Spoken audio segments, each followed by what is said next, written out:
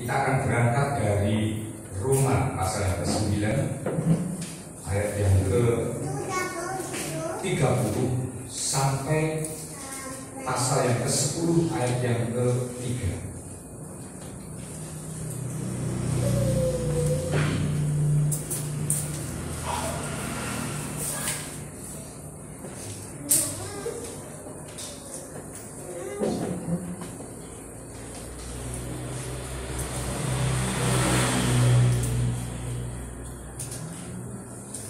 Semua?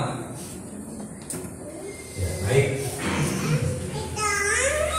Kita akan membaca judulnya saja.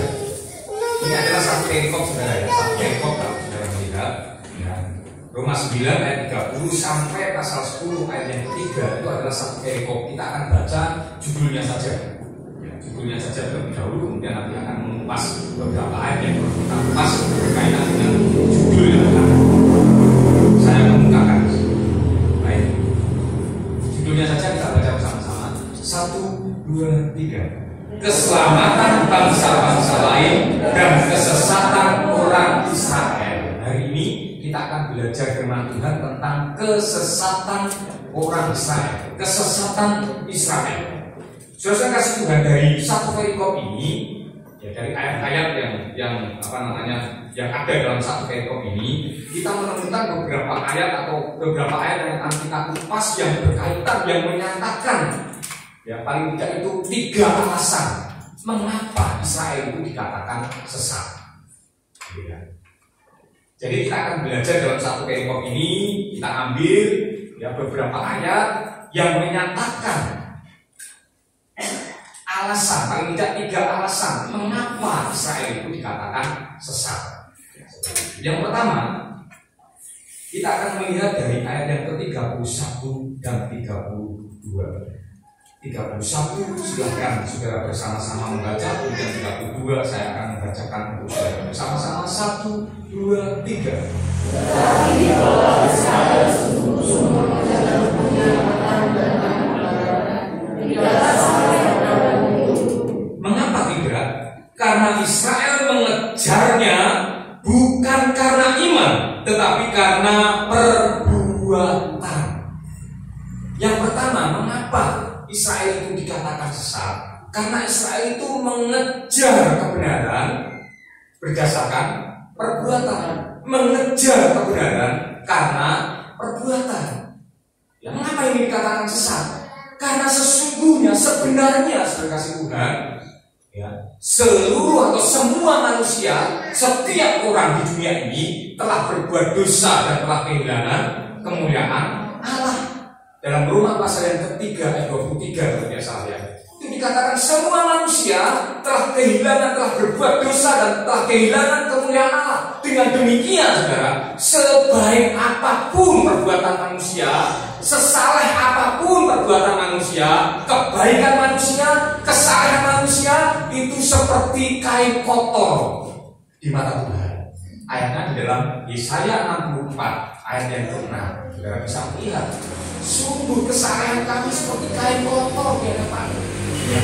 Kenapa? Karena pada dasarnya kita semua orang yang ada di bawah matahari ini semuanya telah berbuat dosa dan telah kehilangan kemuliaan Allah. Ya. Apa yang dapat kita buat ketika kita ingin menjadi orang yang berdosa? Ya, saudara kasih Tuhan. Nah, sekarang pertanyaannya, bagaimana solusinya? Ya. Karena kalau mengejar dengan perbuatan tidak akan sampai kepada kesempurnaan itu. Dengan perbuatan baik kita tidak diselamatkan. Lalu bagaimana kita bisa diselamatkan? Efesus 2 ayat ke-8 dan 9 sampai 10. Di sana dikatakan, sebab karena kasih karunia kamu diselamatkan oleh iman. Itu bukan hasil usahamu, itu bukan hasil perbuatanmu, tetapi pemberian Allah. Ayat ke-9, itu bukan hasil pekerjaanmu. Dalam terjemahan sederhana Indonesia itu dikatakan itu bukan karena perbuatan baik yang kau lakukan. Ya. Mengapa demikian? Kalau perbuatan baik kita itu bisa menyelamatkan kita, saudara, ada kelemahan-kelemahan. Ya. Yang pertama adalah hanya orang kaya yang diselamatkan, benar nggak? Karena hanya orang kaya yang bisa berbuat baik. Di mata kita orang yang berbuat baik itu apa sih? Orang yang sering nakir kita, bener nggak? Orang yang sering memberi pada kita, orang ini baik, orang ini ya, orang ini apa namanya sosial dan lain sebagainya, kan seperti itu dong. Di kacamata kita kan seperti itu. Ya, sudah kasih kan. Jadi hanya orang kaya yang bisa selamat. Kemudian bukan hanya itu, tetapi apa? Jangan ada orang yang memegahkan diri. Kenapa keselamatan kita ini berdasarkan kasih karunia? Supaya tidak ada seorang pun yang bisa menyombongkan diri oleh karena keselamatan itu. Saya kasih Tuhan. Nah, kemudian jika demikian halnya, maksud saya, kalau keselamatan itu bukan karena perbuatan baik kita, kalau keselamatan itu karena anugerah, karena kasih karunia, pertanyaannya, saya kasih Tuhan, apakah orang Kristen tidak berbuat baik? Harus berbuat baik. Bedanya saudara, bedanya ya. Mereka berbuat baik supaya diselamatkan. Kita diselamatkan supaya berbuat baik. Beda banget. Mereka berbuat baik supaya diselamatkan, kita diselamatkan supaya berbuat baik. Ayat yang 10 silakan. Karena kita ini buatan Allah, diciptakan dalam apa? Kristus Yesus untuk apa? Melakukan pekerjaan baik yang dipersiapkan Allah sebelumnya. Bahkan sebelum kita ini mengenal Yesus mungkin Allah telah mempersiapkan perbuatan baik yang ada di dalam Yesus itu, supaya ketika kita berada di dalam Yesus, kita melakukan perbuatan baik itu, ya, supaya yang mau, yang ini kehendak Tuhan, yang mau, yang ingin, yang rindu, supaya kita hidup di dalamnya. Yaitu apa? Berbuat baik, hidup dalam perbuatan yang baik kita. Jadi tidak ada alasan. Ya, sekalipun kita sebagai orang Kristen itu diselamatkan karena anugerah, diselamatkan, dibenarkan karena kasih karunia Allah, ya itu bukan berarti kita tidak berbuat baik. Kita harus berbuat baik.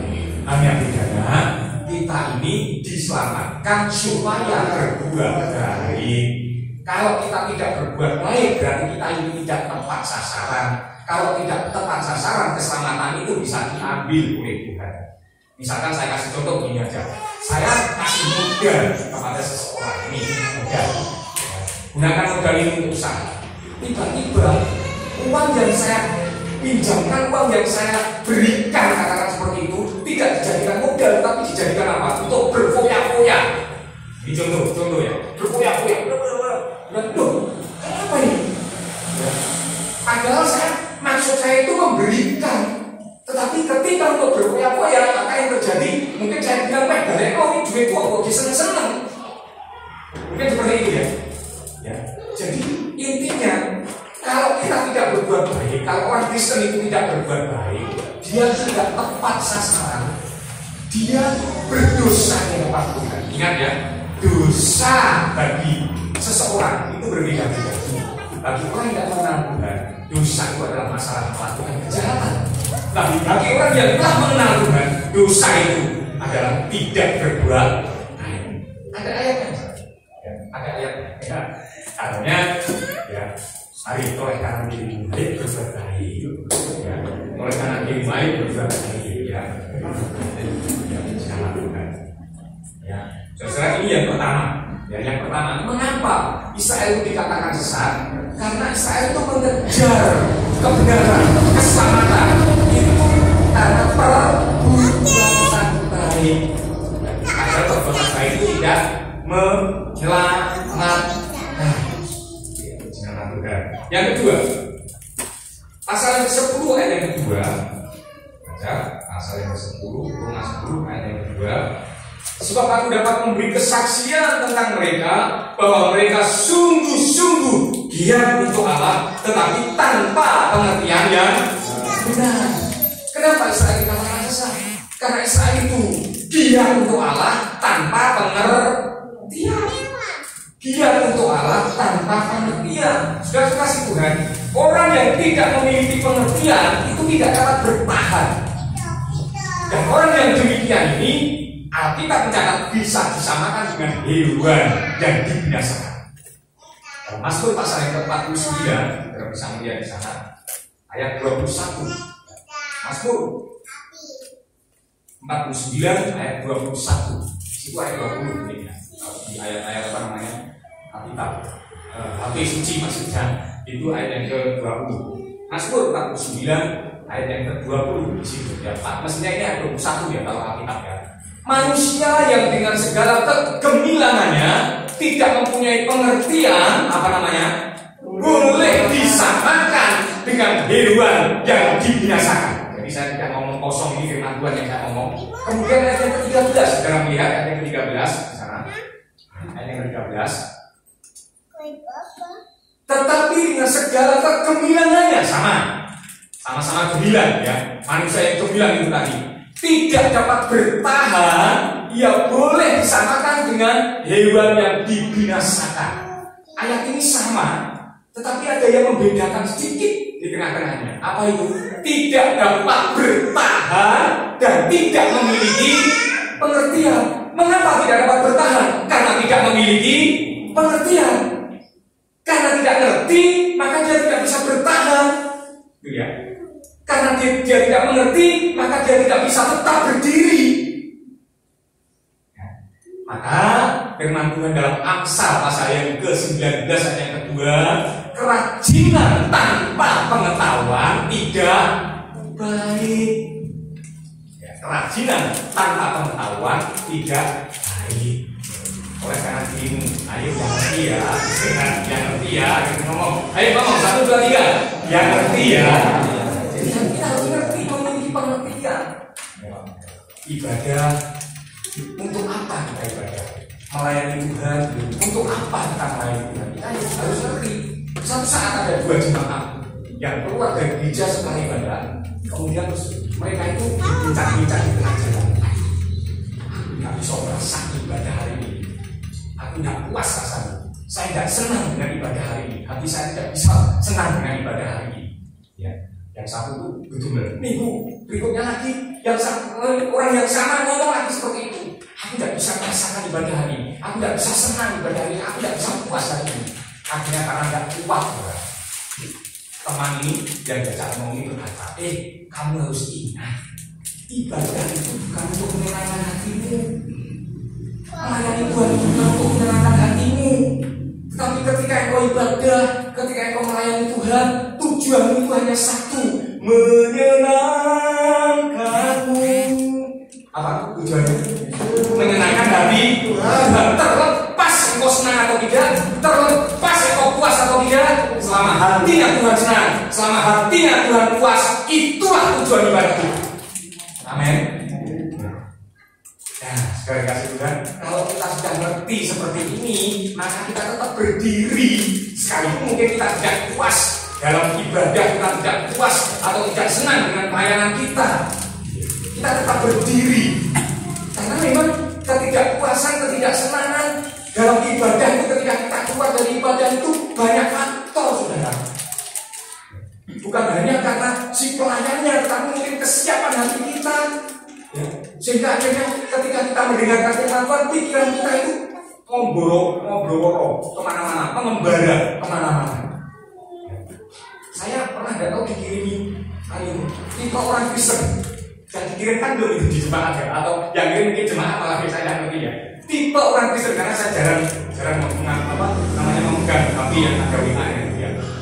Tipenya orang Kristen itu ada tipe orang yang pertama, masih ingat? Tidak tahu ya, belum tahu. Tipe orang Kristen yang pertama adalah orang Kristen yang telatan. Tipe orang Kristen yang kedua adalah tipe orang Kristen yang kayaknya baca firman tapi main HP. Tipe orang Kristen yang selanjutnya adalah tipe orang Kristen yang ngantukan. Tipe orang Kristen yang lainnya itu adalah tipe orang Kristen yang menyimak dan mencatat. Nah, ini beberapa tipe orang Kristen. Coba toleh kanan kiri. Kamu tipe yang mana? Tanyakan 1, 2, 3. Kamu tipe yang mana? Nah, jadi tipe Kristen inilah, tipe Kristen inilah, saudara-saudara sekalian, yang menjadi faktor apakah kita ini dipuaskan dengan ibadah kita, disenangkan atau sukacita dalam ibadah itu menjadi milik kita atau tidak, itu tergantung dari tipe-tipe yang ada ini. Jadi faktornya bukan hanya sekali lagi mungkin pelayanannya, bukan hanya itu, sekalipun itu juga menjadi salah satu faktor. Mungkin kesiapan pelayanan, ya makanya kan diperlukan latihan sehingga pelayanan itu gini langsung tek gitu. Saya kasih Tuhan, ya puji nama Tuhan. Kita kembali pada firman Tuhan. Saudara kasih Tuhan, Amsal 19 ayat yang kedua ini menariknya dalam terjemahan Alkitab yang terbuka. Amsal pasal yang ke-19 ayat yang kedua, saudara kasih Tuhan, menariknya adalah dalam terjemahan ayat Alkitab yang terbuka. Dikatakan seperti ini. Lagi pula jiwa tanpa pengetahuan tidaklah baik. Jiwa tanpa pengetahuan tidaklah baik. Saudara kasih Tuhan, ayo kita belajar di dalam kita sebagai manusia itu ada tubuh, jiwa dan roh, atau bahasa roh, jiwa dan tubuh, tiga ini.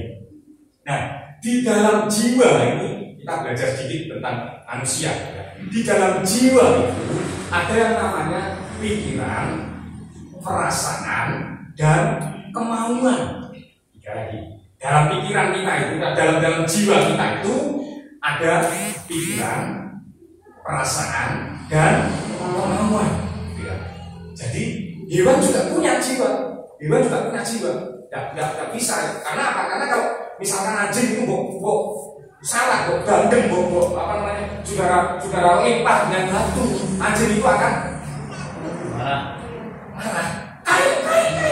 Karena merasa sakit, tidak? Merasa sakit. Hewan itu juga punya kemauan, hewan itu juga punya kehendak. Ya, ketika sudah mulai dewasa itu, dia mulai lirik ceweknya, lirik ceweknya, ya. Ada masa-masa seperti itu, punya keinginan, punya kemauan. Ya, sudah kasih Tuhan. Nah, yang membedakan jiwanya hewan dan jiwanya manusia itu terletak pada pikiran. Sekali lagi terletak pada pikiran. Seandainya hewan itu memiliki pikiran, bisa berlatih dan sebagainya, memiliki pengertian, ya, itu pikirannya itu nilainya sangat sedikit, bahkan hampir tidak ada. Hewan itu tidak punya pikiran. Ya, hewan itu hampir tidak pernah punya pikiran. Nah, ini sebabnya firman Tuhan berkata ketika manusia tidak punya pengertian, manusia tidak punya pikiran, maka dia boleh disamakan tadi dalam Mazmur tadi seperti hewan yang dibinasakan. Kenapa? Karena jiwanya itu tidak ngerti, tidak ada pengertian di dalam jiwanya itu, tidak ada pengetahuan di dalam jiwanya itu, sehingga dikatakan kalau kita tidak ngerti tujuan ibadah kita, kalau kita tidak ngerti mengapa kita melayani, maka yang terjadi kita akan berhenti untuk beribadah, berhenti untuk melayani. Karena apa? Karena kita tidak ngerti, gitu ya, tujuan ibadah kita itu apa. Nah, saudara kasih Tuhan, mari maka nanti kan kita sudah saling mengingatkan, ayo mengertilah, ya kita mengerti, ya mengerti. Ketika kita memiliki pengertian, saudara kasih Tuhan, maka ketika kita giat untuk Allah, maka kegiatan kita atau kerajinan kita rajin beribadah, kita rajin melayani, maka setiap kesetiaan kita di dalam melayani, setiap kesetiaan kita dalam beribadah itu tidak pernah sia-sia, asalkan kita sekali lagi beribadah dengan pengertian yang benar. Ibadahmu untuk apa? Loh, masih ingat ibadahmu untuk apa? Bahkan bukan hanya ibadah kita, hidup kita ini, seluruh hidup kita ini tujuannya adalah untuk menyenangkan hati Tuhan. Jadi jangan salah menggunakan kehidupanmu, ya, karena kehidupanmu itu tujuannya adalah untuk menyenangkan hati Tuhan. Apa yang kau lakukan, apa yang kau katakan, apa yang kau perbuat, firman Tuhan berkata, perbuatlah sedemikian rupa supaya nama Tuhan dimuliakan. Tujuannya menyenangkan hati Tuhan. Itu yang kedua. Sekarang yang ketiga, yang terakhir, mengapa orang Israel itu dikatakan sesat? Yang pertama karena dia mengejar kebenaran dengan perbuatan, yang kedua mereka giat untuk Allah tetapi tanpa pengertian, ya, sehingga apa yang mereka lakukan itu sia-sia. Kemudian yang ketiga, ayat yang ketiga dari Roma pasal yang ke-10. Roma pasal yang ke-10 ayat yang ketiga katakan, sebab oleh karena mereka tidak mengenal kebenaran Allah dan oleh karena mereka berusaha untuk mendirikan kebenaran mereka sendiri, mereka tidak takluk kepada kebenaran Allah. Yang ketiga, mengapa dikatakan sesat?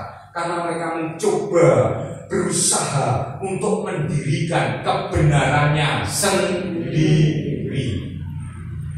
Israel dikatakan sesat karena mereka mencoba untuk mendirikan kebenarannya sendiri. Saudara kasih Tuhan, setiap orang itu pasti mencari dalih untuk membenarkan perbuatannya, bahkan sekalipun perbuatannya ini keliru. Tetapi demi gengsi, saudara, maka yang dia lakukan adalah berusaha menutupi kesalahannya itu, berusaha mencari dalih untuk membenarkan setiap perbuatannya itu. Contohnya Saul dalam 1 Samuel pasal 15, kalau saudara melihat ayat 20, maka saudara akan menemukan Saul ini diperintahkan oleh Tuhan untuk menumpas semua orang Amalek, baik dari yang kecil dan yang besar, bahkan hewan-hewannya semua ditumpas. Seperti ini. Tetapi kita melihat ayat yang ke-20 dikatakan, lalu kata Saul pada Samuel, aku memang mendengarkan suara Tuhan dan mengikuti jalan yang telah disuruh Tuhan kepadaku. Saul merasa telah melakukan firman Tuhan, dan aku membawa Agag raja orang Amalek, tetapi orang Amalek itu sendiri telah kutumpas. Perintahnya gimana tadi? Seluruh orang Amalek ditumpas, tetapi Saul menyelamatkan siapa? Agag rajanya. Kemudian ayat 21, tetapi rakyat mengambil dari jarahan itu kambing domba dan lembu-lembu yang terbaik dan yang dikhususkan untuk ditumpas itu untuk mempersembahkan korban kepada Tuhan Allahmu di Gilgal. Alasannya luar biasa. Ini seringkali saya sampaikan kepada setiap saudara. Alasannya luar biasa, sangat-sangat rohani sekali. Sayang loh, uang ini kalau dilihat itu sayang loh. Sudah punya alasan yang baik juga. Uang ini sayang loh, kalau minyak itu kan mahal banget itu. Sayang kalau dituangkan di kakinya Yesus itu, sayang. Kan bisa dijual, kemudian dibagikan kepada orang-orang miskin. Luar biasa. Kalau saya pada waktu itu mendengar kata-kata Yudas, maka saya berkata, wih, Yudas ini orangnya sosial. Mungkin seperti itu. Ya. Tetapi sekali lagi, ketika kita mencoba mencari dalih terhadap apa yang kita lakukan, maka kita berarti itu kita mencoba mendirikan kebenaran kita sendiri. Kesalahan tetaplah kesalahan, dosa tetaplah dosa. Sekalipun mungkin ditutupi dengan kebaikan kayak apa, dosa tetaplah dosa. Itu sebabnya jangan kita berdalih, jangan kita mencoba mendirikan kebenaran kita sendiri. Karena jika kita mencoba untuk mendirikan kebenaran kita sendiri, yang terjadi adalah kekacauan. Mengapa? Sebab benar menurut saya belum tentu benar menurut saudara. Benar kan? Sehingga akhirnya terjadi kekacauan, royonan benar itu lagi. Oh, yang benar ini, wah, ini royonan benar itu lagi karena masing-masing mencoba mendirikan kebenarannya sendiri. Peristiwa ini pernah terjadi di masa zaman hakim-hakim. Hakim-hakim pasal yang ke-17, kalau saudara melihat ayat yang ke-6.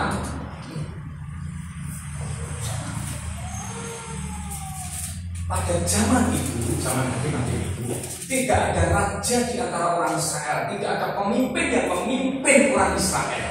Ya. Setiap orang, maksudnya orang Israel ini, berbuat apa yang benar menurut pandangannya sendiri. Kalau saudara melihat pasal 17 secara keseluruhannya, saudara akan menemukan sebuah keluarga yang namanya keluarga Mika.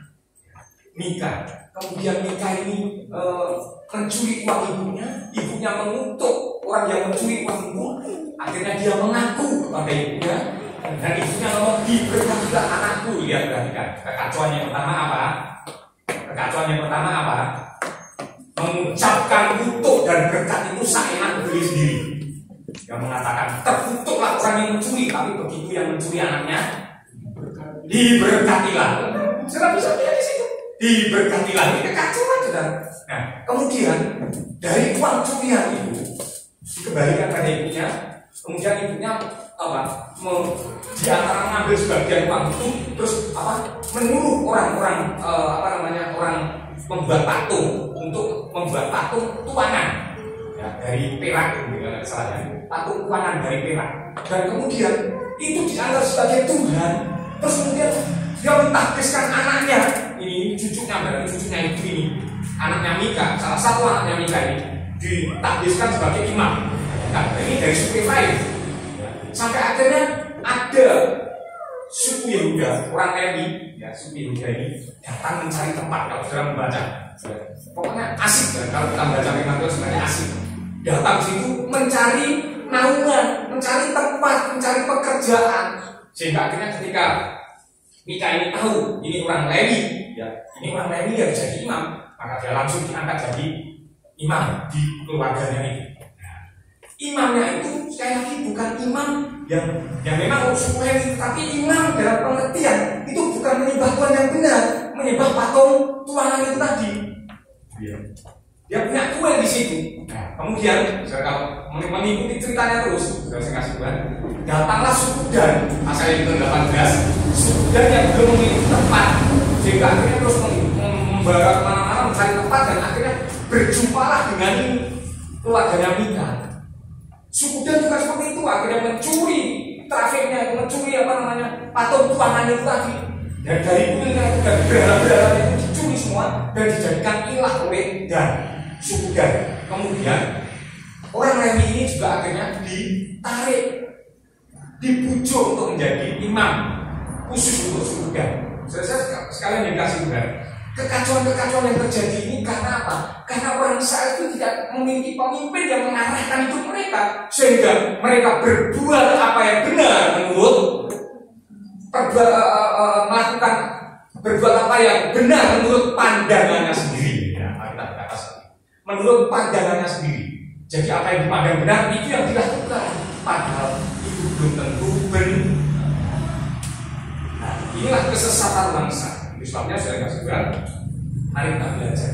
Jangan mencoba mendirikan kebenaran kita sendiri. Ketika kita mencoba mendirikan kebenaran kita sendiri dan kebenaran kita itu bertabrakan dengan kebenaran firman Tuhan, patahkan kebenaran itu. Karena itu saya pastikan itu bukan kebenaran. Karena kebenaran yang sejati, kebenaran yang prinsip itu adalah kebenaran firman Tuhan. Dan ketika saudara mulai mencoba mendirikan kebenaran itu bertabrakan dengan kebenaran firman Tuhan, maka yang harus kita lakukan adalah kita mematahkan kebenaran kita. Ini berarti tidak benar.